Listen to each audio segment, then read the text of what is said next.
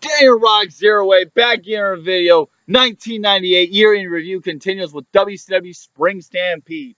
A whole lot of shit to talk about. Um, since June 10th of 1996, it was the start of a streak. Not the Undertaker's WrestleMania streak, of course. That one already started. Goldberg hadn't debuted yet, so we don't get to see his streak just yet. But no, I'm talking about another famous wrestling streak. It's the Monday Night War. It's the Monday Nitro streak. And the 84 weeks in a row that they beat Raw, and Raw is War. Every single week, they would beat them for 84 weeks from June 10th, 1996, all the way up. And they thought they were invincible. Eric Bischoff thought they were invincible. They would beat Raw so badly. They would beat them. Nitro would get like a low 4, and Raw would get like a low 3 or a high 2. So they would beat them out with a 1 whole point or a 1.5. Keep that in mind. That's about 2.5 million people, I believe. So they would beat them out by millions of viewers to the point where Bischoff wouldn't even need to see the ratings. He wouldn't even ask for the ratings. It's like, I already know I beat him. I already know I beat Raw. I already know we beat Raw. I don't need to see the ratings. It wasn't a question of if they beat them, but it was more of how much Nitro beat Raw in the end of 96 and all the way through 97. This would come to a blatant and to a halt. This would come to a halt.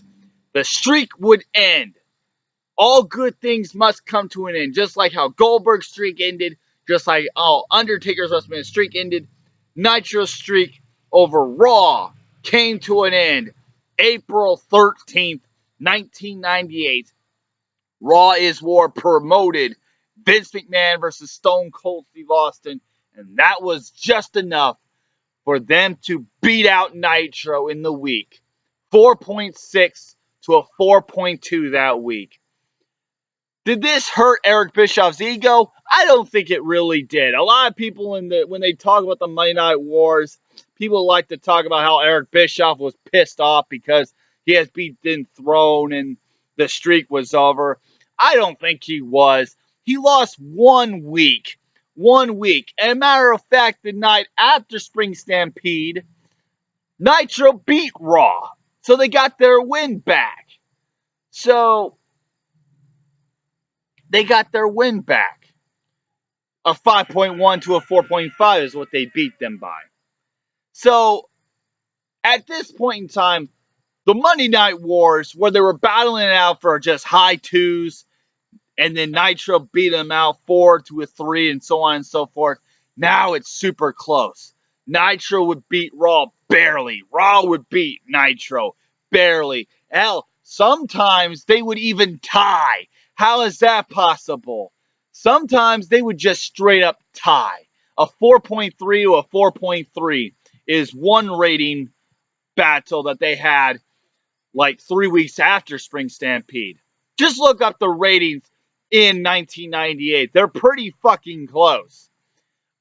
Anyways, Spring Stampede is a great show overall. The crowd is just amazing for this show. I was watching this while I was watching this week's episode of Raw. And I gotta tell you, the differences between this show and the Unforgiven show I'm going to review here are just night and day with the crowds. I mean, back in these days, everybody got a reaction. Nowadays, only Roman Reigns gets a negative reaction. Brock Lesnar gets a great reaction. Samoa Joe gets a great reaction. Only a handful of guys people care about. It's such a different product.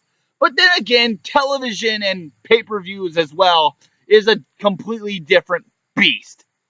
Anyways, let's talk about Spring Stampede finally.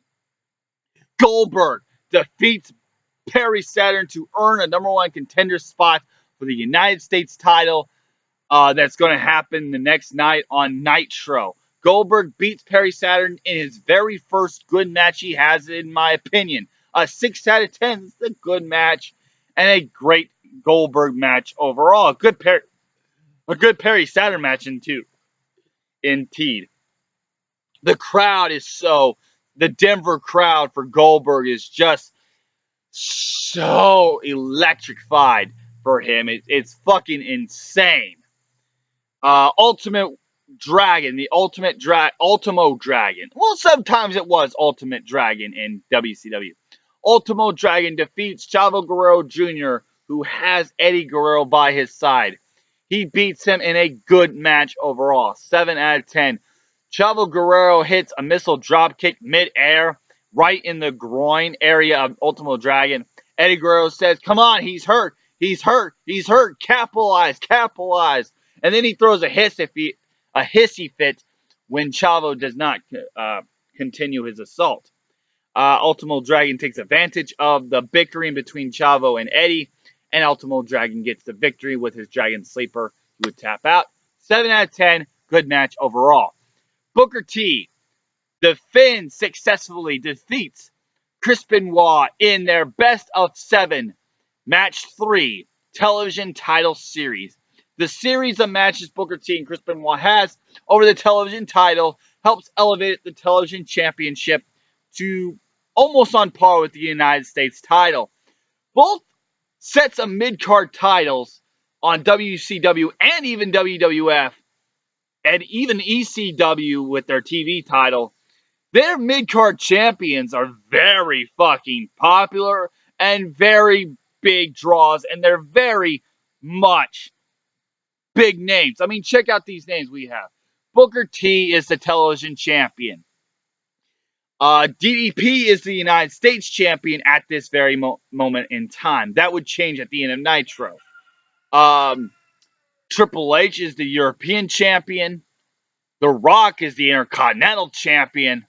And Rob Van Dam would soon become the ECW television champion. That's a fucking Hall of Fame lineup right there. Just check out the names I just said there. DDP, Booker T, Rock, Triple H, Rob Van Dam. Wowzers. And that's the mid-card titles. Keep that in mind. So there you have it.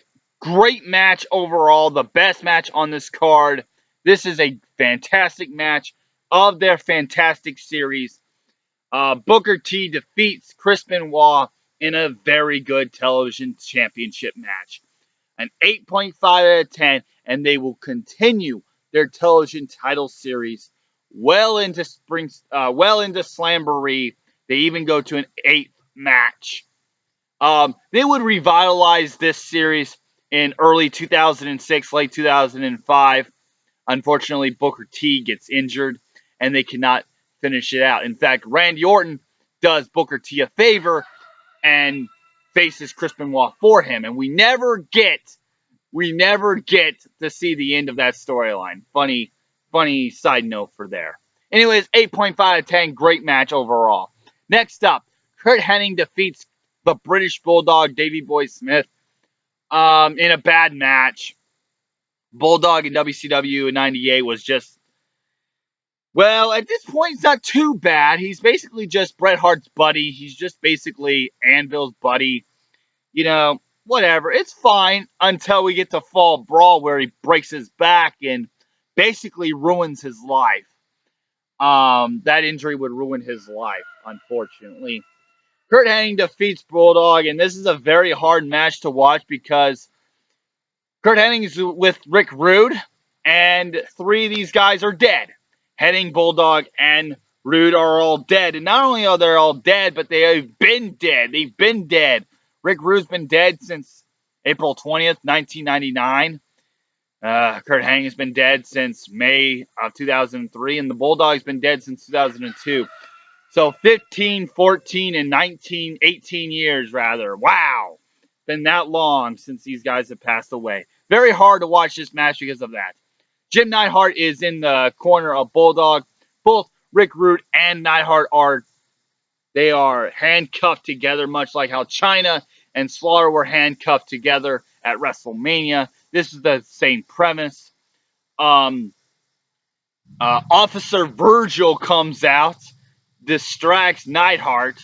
Neidhart attacks Virgil, and Rick Rude gets himself uncuffed, cuffs Neidhart the to basically the turnbuckle parts, and helps out Kurt Hennig to win the match. This is a bad match though, 2 out of 10, and Bulldog's career would get very sad in WCW when we get to Fall Brawl. Chris Jericho defeats Prince Ikea. I wish I can go to Ikea and get me some nice fucking shelves to build.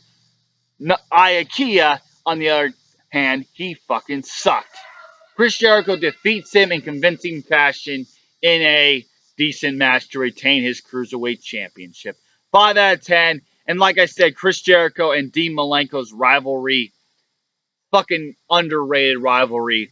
Conspiracy victim this, conspiracy victim that. And I'll talk more about that in Slamboree. 5 out of 10. Lex Luger and Rick Steiner defeats Buff Bagwell and Scott Steiner. Buff Bagwell was trying to get out of this match. He claimed that his hand was broken and he didn't need a doctor's note. Well, doctor comes out and says his hand is perfectly fine. Scott Steiner is scared to death of his brother Rick Steiner. Lex Luger gets Buff Bagwell in the torture rack as Scott Steiner gets chased out by Rick Steiner. He does not return for his partner. And this is a good match overall. 5.5 out of 10. Lex Luger is so fucking popular with the Denver crowd. As I stated, this crowd is fucking electric. Goldberg's ovation, fantastic. Luger's ovation might be even bigger. And when I talk about Piper, my goodness. And then Savage and DDP, my goodness. Psychosis defeats La Parka in just a random thrown-in match. 5.5, nothing too special. It's very similar to Jericho and Prince Ikea's match. Just tossed in there. It wasn't advertised really. Just tossed in there to settle the crowd down from Lex Luger. 5.5. Next up, we have Hulk Hogan and Kevin Nash. They take on the Giant and Rowdy Piper in, get this, a baseball bat on a pole match. They love their pole matches. Ooh. So the NWO at this point in time, they are at each other's throats. Hogan doesn't know if Nash is really on his side, honestly. Whose side is Nash on? Is he with Hogan? Is he with Savage? Savage is he hates Hogan. He's still in the NWO, but he hates Hogan, so he's kind of off on his own.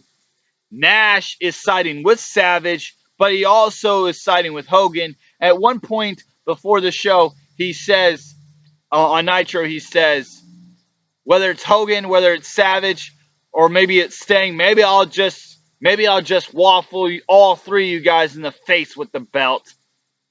So, we don't know whose side Nash is on. This is a good match overall. Hogan and Nash would get the victory, however, very controversial. Here we go. Piper is very much over with the crowd. Every punch, every kick, every move he does gets an ovation like fucking crazy. As I said, the wrestling in this time period, it's like WrestleMania almost every single night, really. I know that might be exaggerating, but it really seemed that to be. It's night and day with modern wrestling. I know I hate to be that kind of guy, but it really, I'm just stating the way I saw it and heard it. At one point, Hogan, this is a really weird moment. At one point, the Giant bends Hogan over his knee and gives him a spanking. I'm dead serious. Hogan gets a spanking, not a whipping with his belt. He doesn't take Hogan's belt and whip him with it. No, he gives him a spanking with his hand, and he spanks his ass. We get Hogan's ass getting spanked in this match. Wrestling is a very weird thing. I know. Hogan gets spanked. Later on in the match, Hogan throws away the bat that's on the pole. They have another thing going on here. The Disciple has a bat. Hogan grabs a bat, lines up. Nash has Piper in his grasp. Hogan misses Piper, hits Nash. In the end, thanks to Disciple, Hogan still gets the victory. So Hogan accidentally hits Nash, but he still gets the victory. Whatever. 6 out of 10, good match overall. Then afterwards, Nash just goes crazy. Nash is pissed off that Hogan accidentally hit him. Nash says, I'm sorry, it wasn't that meant to be that way. It was an accident. Nash grabs the Giant and goes for a jackknife powerbomb as if he can get him for a third time. Hell, he couldn't even do it the second time around. Hogan then purposefully this time hits Nash in the back with the baseball bat. Then Giant goes crazy, and that's basically the end of this. So Hogan turns his back on Kevin Nash. 6 out of 10, good match overall. Next up, Raven defeats Diamond Dallas Page to capture the United States Championship. Just like their uncensored match with Chris Benoit, this goes all over the place. They battle in the hay. What do you say? Want to make some clay down by the bay? So they battle it by the stage in the hay. Want to make some clay? What do you say? Raven gets his ass kicked. DDP gets his ass kicked. They use everything, including the kitchen sink. They throw each other in the barricade. Now, keep in mind, Spring Stampede has this old Western-like gimmick. So there's bundles of hay. There's a Wells Fargo wagon. There's I'm surprised they're wearing horses. Honestly, it's a whole Western gimmick going on here. So the guardrails by the stage aren't really guardrails. They're like wooden planks or where it is. And you have this nice barn-like stage, and they use the stage to their advantage in this match. A fantastic match overall. Raven, thanks to his flock, finally gets the upper hand over Diamond Dallas Page. Diamond Dallas Page, thanks to a new Raven flock member in Horace Hogan. It's Horace fucking Hogan waffles Diamond Dallas Page with a stop sign or something. Raven hits the even flow DDT on the kitchen sink, right on the top of his head, and Raven captures the United States Championship. He would not hold on to the title very much long, as he would lose said United States title the very next night in Colorado Springs on Nitro to Goldberg. Goldberg would go 75-0 in that match, and the crowd for Goldberg in that match on Nitro is it's unparalleled to any other reaction. It really, truly is. Watch the Nitro match they have. It's a great match. This match is a good match. It's a great match like you expect between these two. An 8 out of 10. I love this match. Very, very good match overall. Raven gets the victory, gets the United States title, but as I said, he does not hold on to it long. They play in the hay. What do you say? You want to make some clay? Anyways, main event time. Randy Macho Man Savage takes on Sting for the WCW World Heavyweight Championship. Just like the United States title match before, they used the stage to their advantage. This is indeed a no disqualification match. They used the stage. So this match, unfortunately, is kind of similar to the United States title match. One little gripe I have about this show is a lot of matches are kind of similar, unfortunately. Ultimo Dragon and Chavo Guerrero is very similar to Jericho and IKEA and Psychosis and La Parker as well. The WCW World title match is very similar to the United States title and even Goldberg and Perry Saturn. But still, that's the only gripe, but it's still a fun match overall. Randy Savage defeats Sting. Hogan comes in, distracts. He basically attacks Savage. More dissension in the NWO. Hogan attacks Savage, he pushes Savage off of the turnbuckle into the ropes for his diving elbow. Nash comes out, Jackknife powerbomb Sting, and Nash would then pull Savage on top of Sting. And unfortunately, Sting, who's supposed to be the top guy in the company, he loses the WCW title, and Randy Savage wins. More deception, more tension building in the NWO. Whose side is Nash on? Well, he's no longer with Hollywood Hogan. After the show is all over, Hollywood Hogan would attack Savage, and Nash would come out, and you have this big confrontation. NWO members, fucking Vincent and Scott Norton and fucking Buff Bagwell and Scott Steiner, are all fighting each other. They're all fighting, they're all arguing with Hogan and Savage. Like, at least the NWO, at least the title's back in the NWO, So Randy Savage beats Sting. Kind of horrible to see Sting lose the title, but this was still a fun match. Randy Savage, just like Raven, would not hold on to the WCW Championship, as Hollywood Hogan would defeat Randy Savage the next night on Nitro. So both the US and WCW World Heavyweight Champions are no longer the champions by the end of Nitro. Kind of defeats the purposes of the title, but whatever the fuck, it doesn't matter. A 7 out of 10. Overall, Spring Stampede is a very good show and is a very good reason why you should hop your ass on the network and watch 1998. It's one of the best years of all time. Maybe the greatest years of all time, because WWF is fantastic. WCW, maybe not as fantastic as WWF or 1997's WCW was, but still a great product overall. And ECW is also a good product overall. Wrestling at this point is as hot as a hot summer's day gets. Oh, baby. 6 out of 10 for Spring Stampede. And I'll catch you next time for WWF's Unforgiven. And just like summer and the hottest day, Unforgiven, it gets hot as we see the first ever Inferno match between The Undertaker and Kane. Stay tuned for that, along with much more 1998 year in review with me, Daniel Rock 08. So like, comment, and subscribe. God damn it. Goodbye.